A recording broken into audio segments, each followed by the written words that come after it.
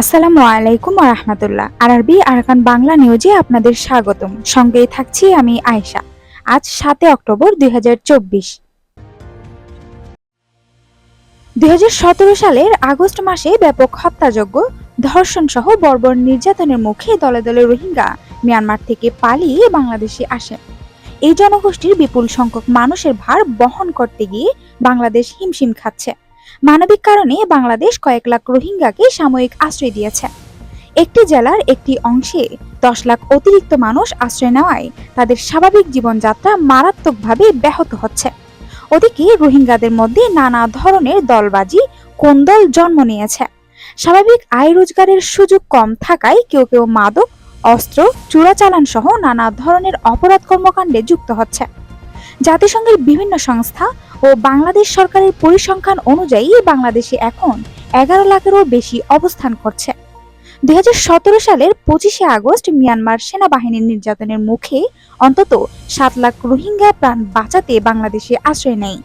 এর আগে 2016 সালের অক্টোবরে নিপীড়নের শিকার হয়ে অন্তত 87,000 রোহিঙ্গা পালিয়ে বাংলাদেশে আসে। পরে রোহিঙ্গা প্রত্যাবাসনে 2017 সালের 23শে নভেম্বর মায়ানমারের রাজধানী নেপিদোয় তৎকালীন বাংলাদেশের পররাষ্ট্রমন্ত্রী আবুল হাসান মাহমুদ আলী ও মিয়ানমারের স্টেট কাউন্সিল দফতরের মন্ত্রী চটিল্ড সোয়ে একটি চুক্তি সই করেন।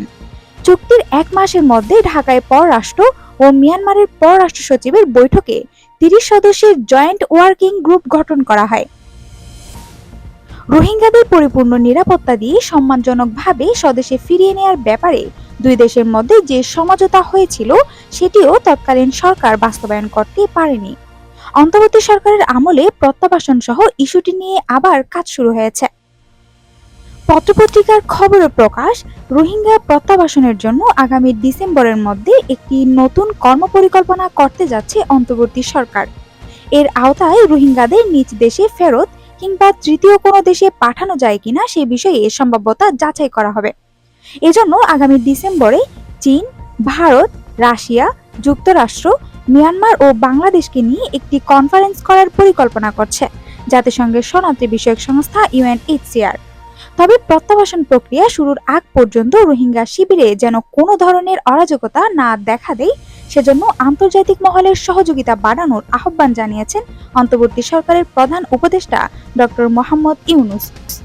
তিনি জাতিসংঘের সাধারণ অস্থিরতা ও মানবিক বিপর্যয় ঠেকাতে দ্রুততম সময়ের মধ্যে অন্তত 3 বিলিয়ন অতিরিক্ত আর্থিক সহায়তা চেয়েছেন।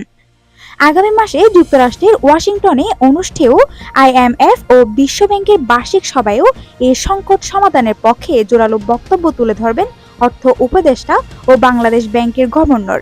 এ বিষয়ে বিশ্বব্যাংক ঢাকা কার্যালয়ের সাবেক প্রধান অর্থনীতিবিদ ডক্টর জাহিদ হোসেন গণমাধ্যমকে বলেন, রোহিঙ্গা ইস্যুটি আমাদের জন্য খুবই গুরুত্বপূর্ণ। জাতিসংঘের সাধারণ অধিবেশনে প্রধান উপদেষ্টা এটাকে বেশ গুরুত্বের সঙ্গে অ্যাড্রেস করেছেন। তবে সময়টাকে আরও দীর্ঘায়িত না করে দ্রুত প্রত্যাবাসন প্রক্রিয়া শুরু করা দরকার বলে তিনি মনে করেন।